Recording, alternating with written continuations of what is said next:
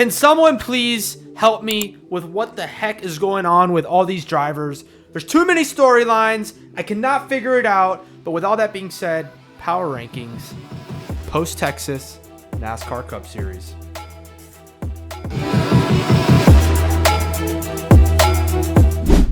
All right. So, after Texas, there's so much stuff going on post this race. I was so stressed out just watching this because it was like caution after caution after caution after caution. But with all that being said, I want to do my best to present a case for every driver to be in each individual position, starting from 10 to 9 to 8 to 7 to 6 to 5 to 4 to 3 to 2 to 1. All right, guys? So, without any further ado, we're going to go to the number 10 driver, currently sitting in 11th in points, but was sitting in like 3rd in points a couple weeks ago. I am so confused with what's going on with this guy, and it is Christopher Bell. You know, this guy was, when I did the first Power Rankings, I didn't release it a couple weeks ago, he was up in 2nd place. So, you know, Christopher Bell, he's basically, you know, I'm looking at his season, right? So his last finish, he just finished here at Texas, 23rd, okay? So he finishes 23rd. Last week at Martinsville, finishes 35th, and then a 6th place before that and a 2nd place before that. Guys, I don't know. Please, can someone just like explain to me what's happening with Christopher Bell, okay? The guy, he's a massive driver. He is an incredibly willed, skilled, and potentially ill driver. What's happening to his season, I cannot really tell. But what I do know is I had to put this driver above him, okay? I was taking a look at what guys are on the rise, what guys are on the fall. Bubba Wallace is in the top 10 in my power rankings. I thought this might happen at some point in the year, but I wasn't really sure. So Bubba Wallace, he's coming in with his last 4 finishes of a 15th at Coda. Good result for him. 13th at Richmond, a 4th at Martinsville, and an 8th at Texas, okay?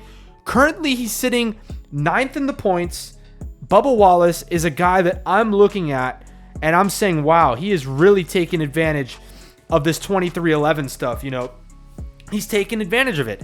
You know, he's being a little bit outperformed by Tyler Reddick. He's being, you know, good things are happening. But I look at his last 4 finishes, especially, man, you look at Bubba Wallace at Texas, bringing it home 8th. Okay, he's got like a different swagger to him than last year. They're building up over there at 23-11 Racing. I think they're cooking to maybe be on par with these Gibbs cars. I am excited to see, honestly, what Bubba Wallace has to bring for the remainder of this year. Again, sitting 9th in points, but with those last 2 finishes of 4th at Martinsville and 8th at Texas, you know, he was up there during the race. I wouldn't be surprised if Bubba Wallace starts creeping towards that 7th, you know, up here. You know, maybe he's soon to be up there, okay? That is a real possibility in my mind. So, number 8, okay? You're going to be like, why'd you put this guy at number 8? Okay, it's because I respect the full send, okay? I respect guys that put it all out on the line, okay?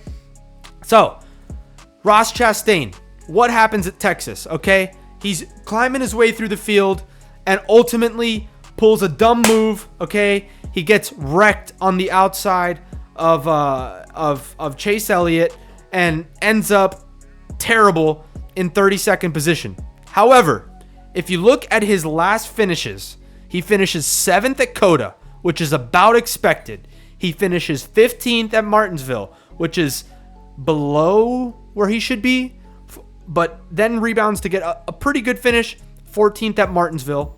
I'm sorry, the 15th was at Richmond. Now, I look back at his finish at Texas, 32nd, okay? You have to penalize him somewhat. If he would have finished 2nd, I'm putting him about maybe down here at number 5 or maybe up there at number 6.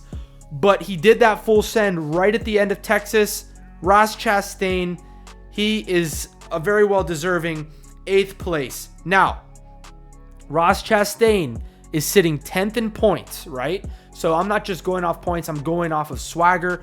I'm going off of like how you're doing, okay? Like not just, you know, and that's why number 7, Martin Truex Jr., Martin Truex Jr. is sitting number 2 in points. Okay, so Martin Truex Jr.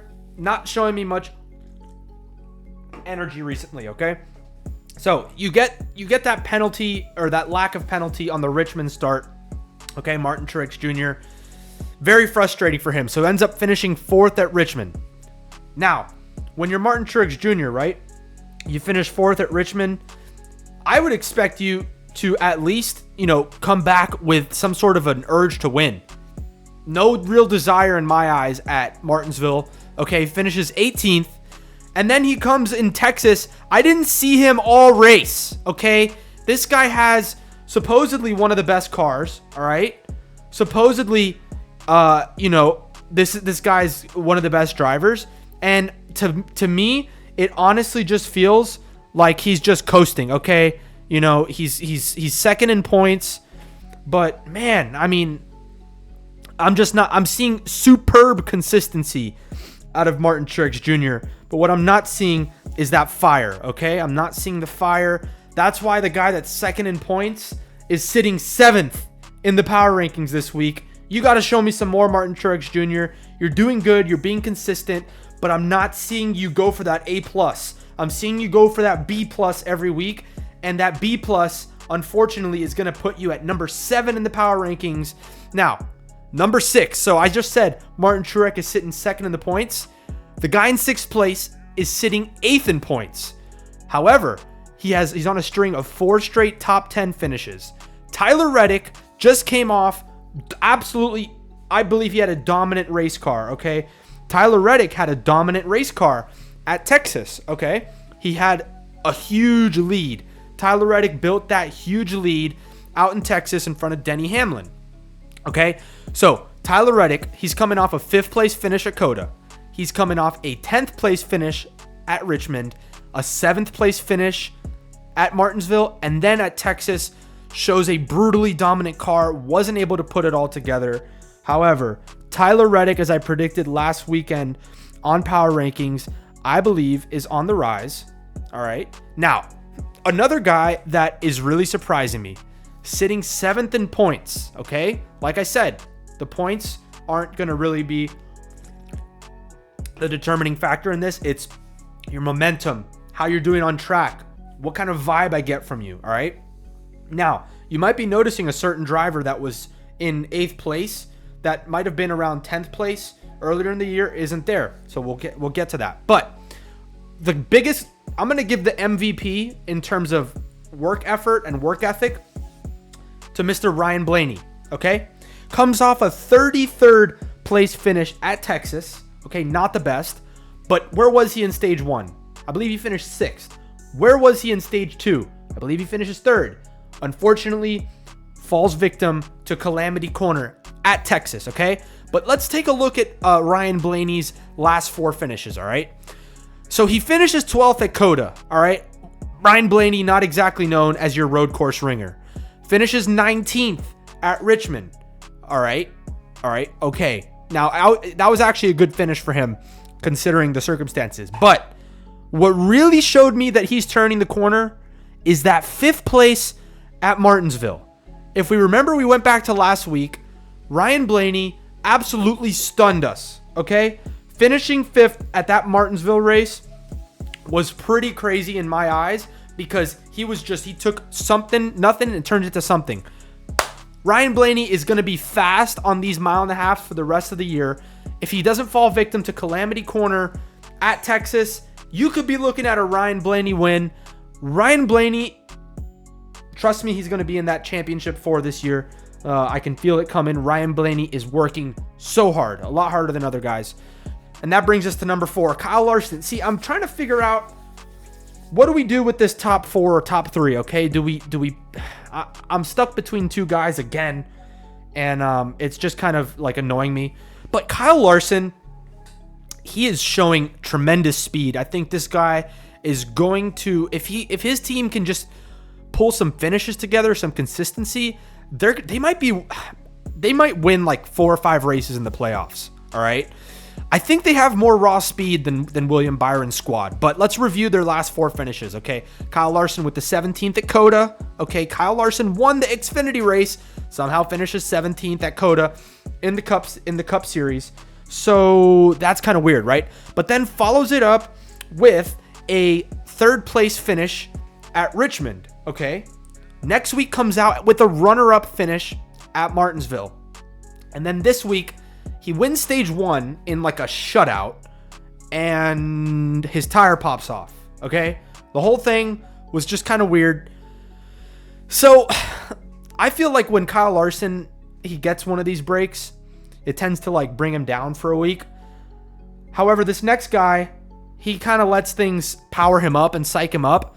And so this man, Denny Hamlin, he's sending it with 2 laps to go with Chase Elliott on his inside. Unfortunately, he bricks it right into the fence. Another victim of Calamity Corner. Now, I said earlier, and I'll be consistent, if you're up front towards the end of the race and you're sending it, just like Chastain did, I am not going to penalize you. Some people would put him down at about 4th, 5th place in the power rankings. I'm leaving him at number 3 for a very specific reason, because he sent it and he was up front all day. So let's go over Denny Hamlin's last 4 finishes. He finishes 14th at COTA, respectable. Follows it up, as you remember, with that win at Richmond where people accused him of jumping the start. I thought it was clean, Denny Hamlin, whatever. Then at Martinsville, another chance to win. Pit strategy puts him back in 11th, okay? So if you're following me, he wins that race. Was a shoe-in to win at Martinsville, didn't. And then another shoe-in to win at Texas, and just doesn't.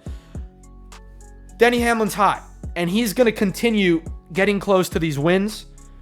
Now, one guy, I believe he was number 7 last week. Yes, he was number 7 last week, sitting in 4th in points. I am feeling the heat rising. And to be honest, I've been a little disappointed in this guy recently. Chase Elliott, man, let me tell you, he's got that Hendrick equipment. All right, finishes 16th at COTA. I'm like, dude, you win the IMS race last year or 2 years ago over Michael McDowell, and you come in with 16 at COTA. Now you come in at 5th place at Richmond. Impressed. All right. Then you come in and you finish 3rd place at Martinsville. Impressed. And now you absolutely dominate that last 40 laps of what we just saw at Texas. No victim to Calamity Corner today. To be honest, guys, I wrote off Chase Elliott this year. I was like, man, I don't see that fire in him. But it seems like maybe these voices are talking to him. Okay, so he's had very consistent last 3 weeks. Okay, he could easily be a challenger to Willie B at number 1. All right, why is William Byron still number 1? Bro, 3 out of his last 4 finishes have been in the top 2. He wins COTA, all right? 7th place at Richmond. If that's your bad race in the last 4, you're doing something right. Then he wins at Martinsville to bring home that Hendrick incredible feat at Martinsville. Now, somehow comes home with a 2nd place at Texas this weekend. William Byron is by far the most consistent. However, let me just tell you guys, if Chase Elliott continues this, you might see a new name up there on that number 1. And I didn't expect to even consider taking Willie B off, but I'm considering taking Willie B off to put Chase Elliott, because Chase Elliott, he's got Alan Gustafson in that crew box. Okay, remember that. He's got that number 9 team. He's got a championship. This guy has the potential to turn it on when he wants, and he's got the speed. Okay, looks great at Texas. Put it all together. Man, let me just tell you, the way that he drove those final 2 overtime finishes, Chase Elliott, that's championship level driving right there. When you can fend off your Denny Hamlins, when you can fend off your Keselowskis, when you can fend off your Chastains, you're doing something right. So Chase Elliott, one to look out for the rest of the year. With that being said, I appreciate you guys watching. Leave a like. Let me know if you guys want some sort of like different vibe for these videos. This is the first time I've really put together a power rankings video, but I thought it came out pretty good. Thank you so much for watching. You guys can leave a subscribe, leave a suggestions below, like, and I'm going to try to be doing not only these power rankings, but eventually as we scale up, I'm going to try to do the NASCAR Truck Series power rankings and the Xfinity Series power rankings each week. I find it entertaining. I find it fun to do, to kind of analyze these drivers as what they do on the track. I drive myself in real life. I've been racing since I was 4 years old. One of my goals through this channel is to build a following and then try to leverage that into racing sponsorship. So, you know, I'm just trying to grow with you guys, provide as much free content as possible. And, you know, for me, it's kind of an interesting way to look at it because I have been racing for so long. I kind of look at it through the driver's lens, a really raw look at just like, you know, I've been in places in my career, especially like I've raced on the national circuit in karting, where your demeanor going into the race weekend is absolutely key. Okay. So I look at like personality, demeanor, and I got to say that's like 40% of what I'm doing here. The points doesn't really matter that much. It's what you're showing me. Okay. What direction you're headed. I've come to the racetrack and not brought my best fire, and I suck. And then I come to the racetrack and I'm like all sorted out and I destroy the field. So it's incredibly important, guys. These aren't just cars. It's not just the team. The driver is such a huge part of it. However, the team is also another 40% of it than the car. You got to put them all together. And that kind of gives you this like formula that I'm giving for power rankings. I want to show you guys real quick, if you stayed tuned watching this. Let me see if I can show you my screen. Okay, guys. So this is my little dashboard that I kind of go off of. Sorry. All right. Well, that was a preview of the dashboard, and I'll let you guys watch it. Try to get that dashboard involved next weekend. So